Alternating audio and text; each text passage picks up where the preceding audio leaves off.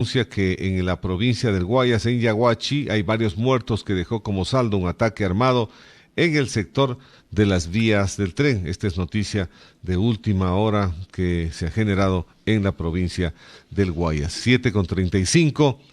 Estamos ya en compañía de Rodrigo Gómez de la Torre, a quien hemos invitado el día de hoy para hacer un análisis de cómo ve y qué lectura tiene Rodrigo respecto al sicariato que se da esta semana al candidato y aspirante a la presidencia de la República, Fernando Villavicencio. Buenos días, Rodrigo, bienvenido a la hora clave. ¿Qué lectura tienes en relación a este hecho que ha conmocionado al país y que también le está dando la vuelta al mundo entero por el tema de la inseguridad que viene viviendo el Ecuador desde hace mucho tiempo atrás? Buenos días. No, Rubén, buenos días a todos quienes nos escuchan. Realmente ha sido un golpe muy fuerte, creo que para el país, para quienes conocimos a Fernando, ha sido un impacto y no habría palabras para describirlo realmente. El evento de que sea el asesinato de un candidato presidencial, más allá de que los eventos que se han dado realmente dejan preocupado al país, dejan consternada la situación política y evidencian que hay una mafia que está a la larga y a la corta, eh, pululando a lo largo y ancho de la República, comprometiendo los reales principios de democracia que el Ecuador debería estar viviendo. Rodrigo, se dan algunas cosas y algunas lecturas que hemos empezado a escuchar, más que nada de medios internacionales, cuando se menciona que en la captura que se dan a estos 6 presuntos delincuentes en el área de Conocoto, en la ciudad de Quito, y Radio Caracol de Colombia hace un reportaje y manifiesta que tanto el FBI, Policía Ecuatoriana y Policía Colombiana están trabajando en coordinación. En el avance de estas investigaciones se encuentran en los celulares que han sido contactados estos presuntos delincuentes por políticos ecuatorianos. Hablan de 3 políticos ecuatorianos. Nos deja una lectura mucho más compleja, mucho más difícil. Este es un crimen que viene desde el narcotráfico, es un crimen que viene de la famosa narcopolítica de la cual hemos venido hablando en estos últimos años en el país. Eso solamente lo deja en evidencia, pero sí quiero reconocer también otra cosa más. Las publicaciones de la revista Semana de ayer también nos dejan entrever que aquí en el Ecuador todavía como que no estamos vislumbrando la magnitud del evento. Semana es muy dura en sus publicaciones y en un video que inclusive ha difundido. Realmente, como leía en un tuit, en Colombia la tienen clarita y aquí todavía como que no caemos en cuenta. Esto de aquí se ha vuelto muy similar a lo que tuvo Colombia en los 80s con los asesinatos políticos y particularmente el asesinato del candidato Galán que derivó en la presidencia de César Gaviria.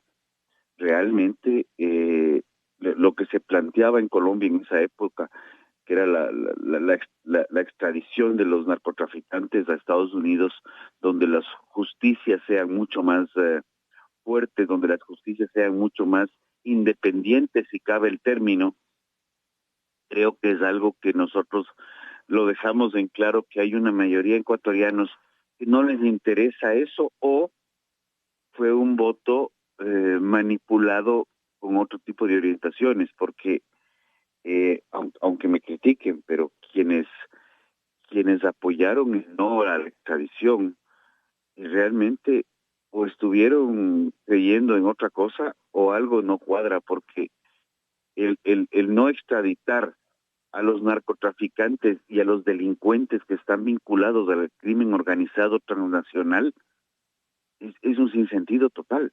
Pueden ser ecuatorianos o de donde sean, cometen crímenes transnacionales, están vinculados al narcotráfico, y el narcotráfico está matando a nuestras niñez, está matando a nuestra infancia. O sea, yo es cuando yo no entiendo qué es lo que está pasando. ¿Por qué en este caso? Es una pregunta que creo que nosotros no tenemos la respuesta. ¿Por qué en este caso haber asesinado a Fernando Villavicencio. Quizás en este tema hubo mucha denuncia que hizo Fernando Villavicencio, denuncias que presentó en la Fiscalía General del Estado que han ahondado y probablemente esto no se podía saber sino hasta el día 20, día de las elecciones, hubiese sido un candidato que a lo mejor llegaba a la presidencia de la República y había temores de lo que él pueda hacer en el tema de la lucha contra todo este asunto de corrupción, de narcotráfico, porque vemos que ha sido el candidato que ha sido muy frontal, no de ahora, desde hace mucho tiempo atrás, en presentar denuncias y hacerlo con mucha frontalidad, denuncias de contratos y un sinnúmero de cosas que no han estado bien en el país. Yo quiero ser franco en algo, o sea, si es que hay pruebas y si tienen las pruebas, y Fernando las tenía, y de hecho muchos de los procesos que Fernando inició terminaron en sentencias, o sea, hay que reconocer eso, pues no podemos quedarnos callados. Debemos dejar de ser políticamente correctos, o sea, esta posición que ahora veamos qué decimos para ver quién se ofende, quién no se ofende, no es factible. Hay que decir las cosas claras y fuertes, respaldadas. No esos insultos calumniosos que vemos ahora en redes sociales. Tenemos que ser claros en lo que estamos viviendo, en lo que estamos sintiendo como ecuatorianos. No hablo de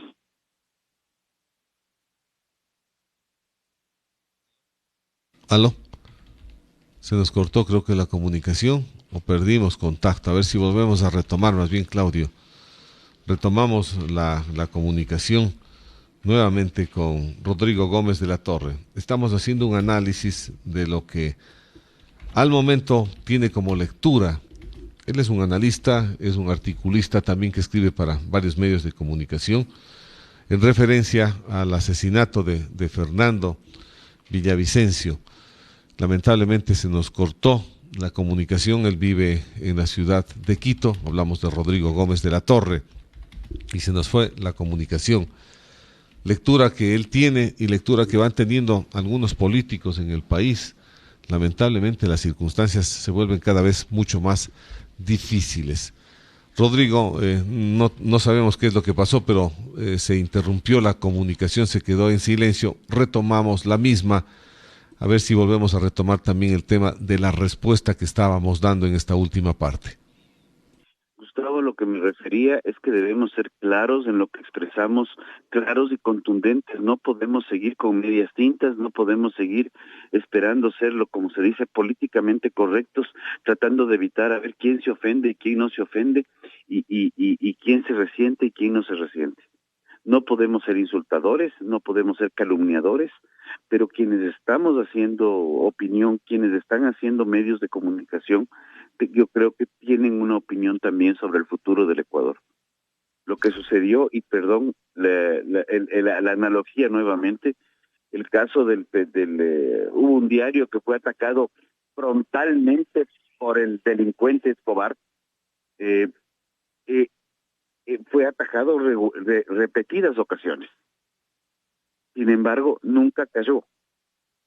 Y eso es algo que no podemos dejar en el Ecuador. No podemos callar ante la delincuencia, no podemos callar ante el crimen organizado transnacional, no podemos callar ante el narcotráfico y jamás debemos callar ante la corrupción. Cierto es. Ahora la otra parte es el tema seguridad, Rodrigo. O sea, en este caso, Fernando Villavicencio ya venía con seguridad brindada por el Estado ecuatoriano de muchos años atrás, por todas las denuncias que él ha hecho. Tenía un alto nivel de vulnerabilidad.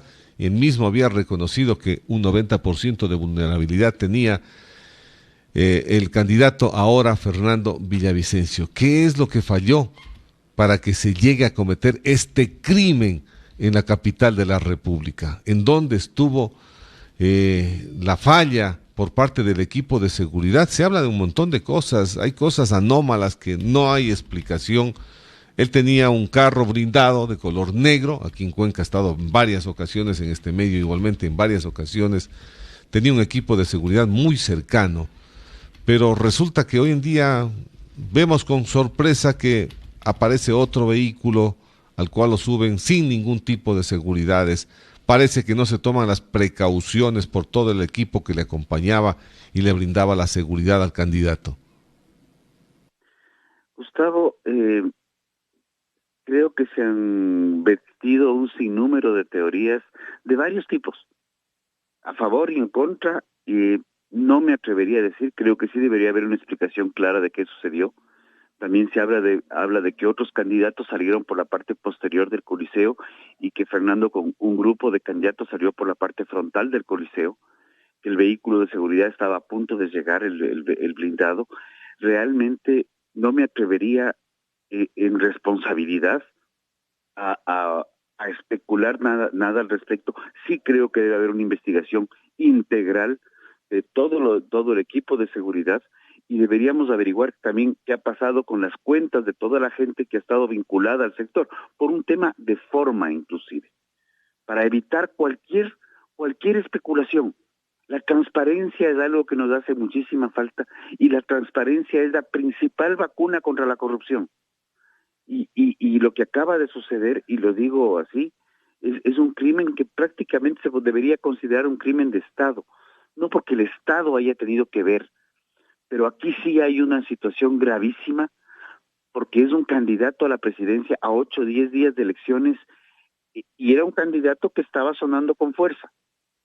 No me atrevo a decirte si estaba primero, segundo, tercero, porque las encuestas tienen todavía un 40-50% de incertidumbre, pero lo que acaba de vivir el Ecuador es gravísimo.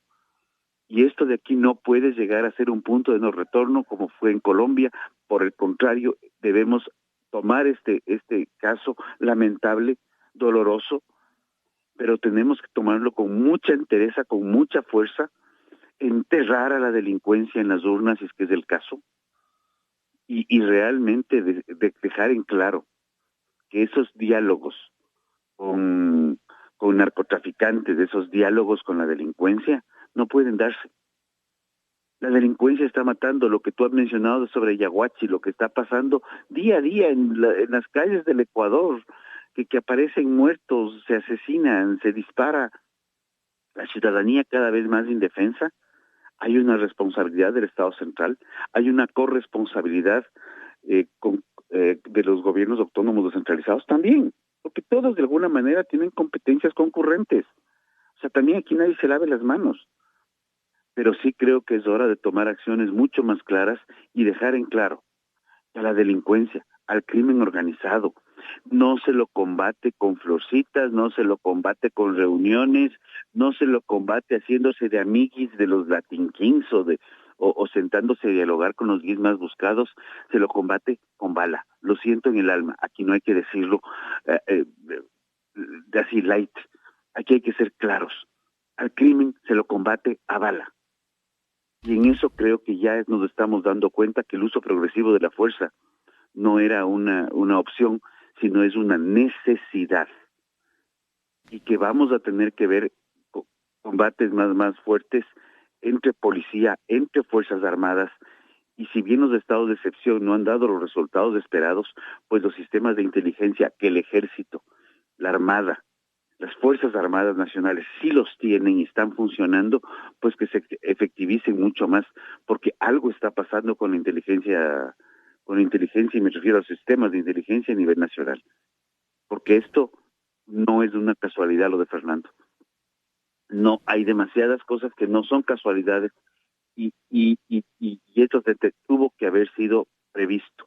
El mismo hecho de que haya habido conversaciones con políticos ecuatorianos es gravísimo, porque ya también dejan claro que no solamente fue un crimen de sicariato, sino fue un crimen de político. Es un crimen donde pueden estar involucrados actores políticos y deberíamos tener claridad. No se puede hablar completamente, pero quiénes son esos políticos que están vinculados.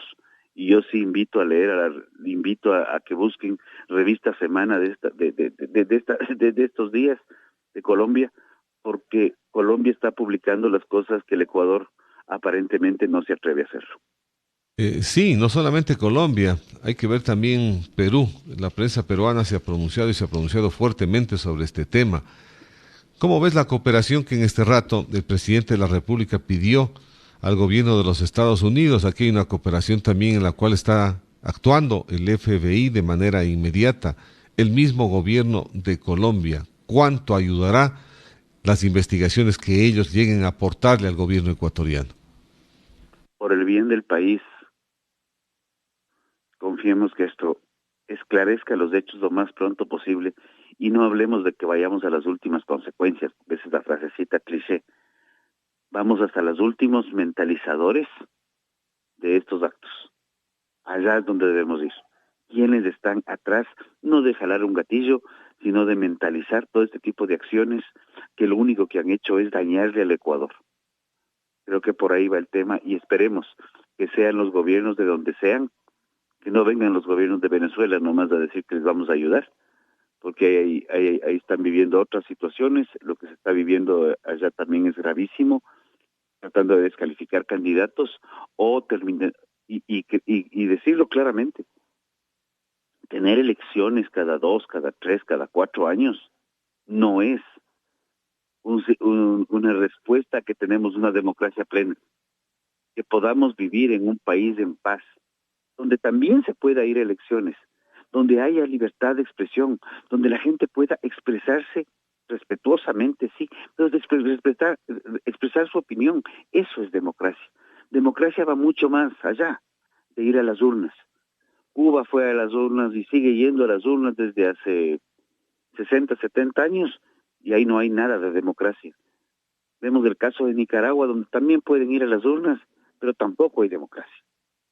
Democracia va mucho más allá de solamente ir a marcar una rayita en una papeleta.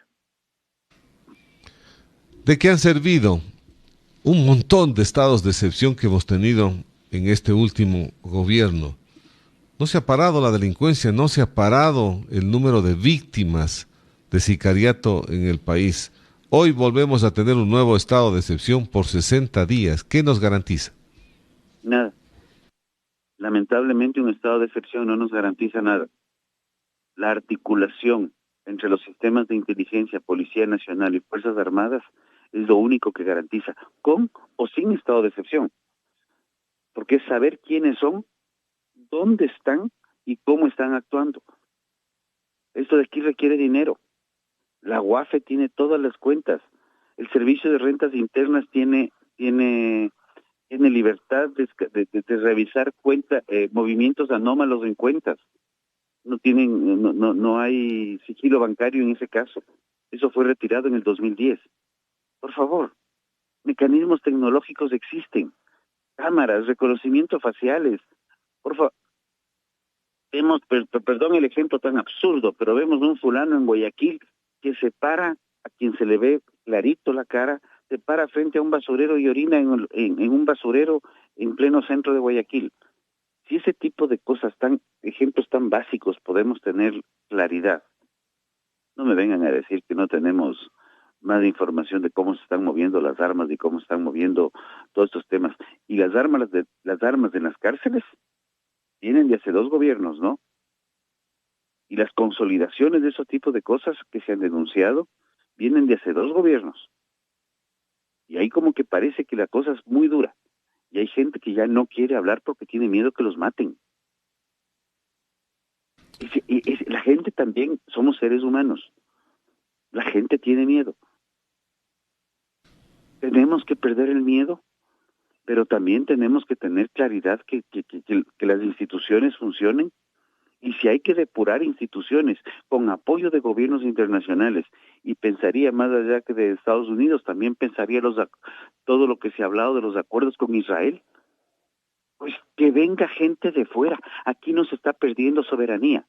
Por el contrario, si viene gente de fuera a ayudar a limpiar este cáncer, esta basura de delincuencia que tenemos internamente, no es perder soberanía, como decían algunos trasnochados. Es ganar soberanía, porque vamos a recuperar el Ecuador que conocemos, ese Ecuador isla de paz, ese Ecuador donde podemos salir a caminar las noches sin problema y que ahora tenemos miedo de salir de la puerta de la casa, peor aún a caminar. Rodrigo, hay un tema que en estos últimos años, en estos últimos, ha sido ya fuertemente observado por la población ecuatoriana. Siempre hemos hablado del tema de la corrupción, siempre, siempre se ha hablado, pero quizás en estos últimos años mucho más.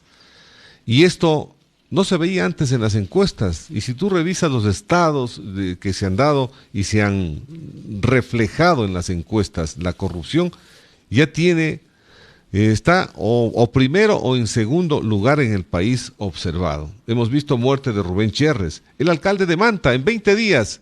Dos políticos mueren, alcalde de Manta, Fernando Villavicencio, y otros políticos más también que han muerto en estos últimos meses en el país. Esto está ligado a actos de corrupción, está ligado a estos famosos contratos que siempre denunció Fernando Villavicencio. Uno es indiscutible, pero yo te quiero hacer caer en cuenta de algo. Y este es un mensaje para ti, pero también para quienes lo escuchan. Cuando hablamos de corrupción, la pregunta va y dice, ¿cuál cree que es uno de los mayores problemas del Ecuador? Y aparece la corrupción. Y aparece la corrupción en el primero, segundo, tercer puesto. Cuando la misma encuestadora, y lo encontramos en los documentos, y te dicen, ¿cuál es el mayor problema suyo? Vamos al tema de desempleo, crisis económica y acciones de ese tipo. Necesitamos que transmitir la importancia y lo grave. La corrupción nos está generando problemas de desempleo. La corrupción es la causa de la inseguridad. La corrupción es la causa de la falta de inversión. La falta de inversión genera problemas económicos, genera problemas de desempleo. La corrupción es ese cáncer que se va tomando las instituciones y se va tomando las partes de la sociedad y se va tomando las partes del Estado, en donde poco a poco nos va matando y a veces no lo vemos tan claramente. La corrupción no es un problema de Estado o no es un problema de gobierno, es un problema de la sociedad en su conjunto.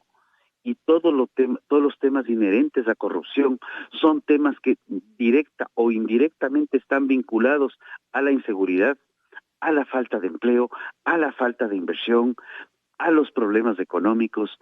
Son causa y efecto. Entonces hay que atacar el problema de la corrupción con mucho más contundencia. Y recuerdo cuando se creó la primera Secretaría Nacional Anticorrupción, aquello por allá, por el 2009, y que no hizo absolutamente nada. Y esas son las cosas que nos angustian, porque la corrupción no se la combate con shows mediáticos. La corrupción se la combate con investigación, con inteligencia, se la combate con información, y hoy por hoy no podemos decir que estamos exentos de niveles de información muy amplios, cuando inclusive pueden estar grabándonos prácticamente todas las llamadas telefónicas, como denuncian a cierto medio de comunicación, de las llamadas de fulano, las llamadas de sutano. Alguien graba. La tecnología nos permite hacer cualquier cantidad de cosas. Comencemos a usar la tecnología no solamente para jorobar la vida, sino también para construir país y poder, construyendo a través de información, indagando un poquito más, combatir este cáncer que tanto daño le está haciendo al país y a la sociedad. No se ha podido, los últimos gobiernos no han podido con el tema de la corrupción, no han podido con el tema de la delincuencia, no han podido con el tema del sicariato, Rodrigo. El país está a punto. Sí. Porque alguno del pasado actaba e insertaba a las bandas de crimen organizado en las instituciones públicas. No nos olvidemos de eso. Cómo insertar a las bandas en las instituciones. Prohibido olvidar, nos decía algún hito, pero cuando se les recuerda se resiente. Ahora, Rodrigo, estamos a punto de ir los ecuatorianos. Poco queda ya para ir a elegir a quién va a manejar el destino del país por un periodo muy corto de tiempo, año y medio. ¿Qué reflexión hacerle al electorado del país? Busquemos a alguien sensato, busquemos a alguien que pueda hablar en términos firmes. No creo que estamos para creer en pajaritos. Creo que hay quienes han demostrado estar vinculados a los actos de corrupción más perversos que se han visto en los últimos 20 o 30 años, directa o indirectamente. Hay quienes tienen glosas que no sé por qué diablos están de candidatos, pero así funciona la legislación ecuatoriana. Creo que hay un candidato, no voy a dar el nombre por respeto, yo no estoy apoyando, pero en lo personal veo un candidato que creo que está tomando un tono más firme en sus declaraciones y esperaría que por ahí vaya. Hay otros que pasaron por el sector público y nos dejaron en claro que realmente no entienden de la cosa pública y que fueron dejando peor de lo que recibieron. Los candidatos, la gran mayoría son conocidos, otros han estado vinculados a actos cuestionables, a eventos oscuros de las contrataciones. Realmente veo un escenario complicado, pero sí creo que tiene esperanza, sí creo que hay esperanzas en el Ecuador. El candidato que viene a asumir un gobierno complejo, viene en una crisis ya no solo económica, sino también una crisis política muy profunda, evidenciada con el asesinato de Fernando, pero también viene a hacerse cargo y prácticamente se posesiona con la llegada del niño climático. Aquí se nos vienen eventos muy complejos. El fenómeno del niño, si es que viene con la fuerza que se espera y que sea solamente con lo que nos acaba de pasar de inicios de este año, sin el niño, ya tenemos problemas en la cuenca Molleturo, ya tenemos problemas en el Ausí, ya tenemos problemas en Guayaquil, ya tenemos problemas en Manta, ya tenemos problemas en Esmeraldas, ya tenemos problemas en Chone, por efectos de lluvias, sin el niño.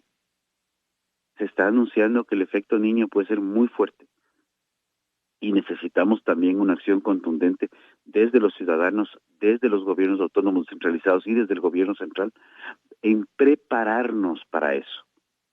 Si la calle si la vereda de mi calle está sucia y la alcantarilla la veo tapada, no esperemos que el municipio venga a dar limpiando.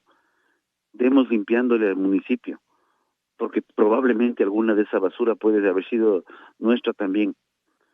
Si estamos viajando en la carretera, no botemos la basura a la ventana, esperemos para botar en un basurero, porque esa basura, poquita o mucha, termina en las cunetas y de las cunetas termina tapando alcantarillas y termina llegando a ríos y tapando a veces y consolidándose para tapar las entradas de los puentes. Esa es la que podemos controlar como humanos. Por el otro lado hay ramas, hay palos, hay cosas que naturalmente caen de las lomas, pues ahí vienen los gobiernos autónomos y vienen las concesionarias para mantener esas alcantarillas lo más limpias posibles, esos drenajes, porque si no pasa nada, es un excelente espacio de mantenimiento. Pero si llegan las lluvias que se están esperando, probablemente podemos mitigar algo de los impactos. Y en la agricultura, que al ser a cielo abierto es la más amplia, tratemos de hacer unas protecciones cuando preparamos el terreno para un cultivo, hagamos un drenaje más fuerte en los laterales, tratemos de mitigar de alguna manera dentro de nuestras herramientas, dentro de nuestras capacidades, no esperemos solamente del gobierno, los gobiernos, el anterior, el que vendrá, probablemente tienen otras preocupaciones y otras prioridades donde no necesariamente estas acciones pequeñas están involucradas. Las soluciones del Ecuador no salen de un gobierno. Las soluciones para el Ecuador van a terminar saliendo de las manos de los ciudadanos. Y con esto no quiero decir que los ciudadanos se tomen la ley en sus manos.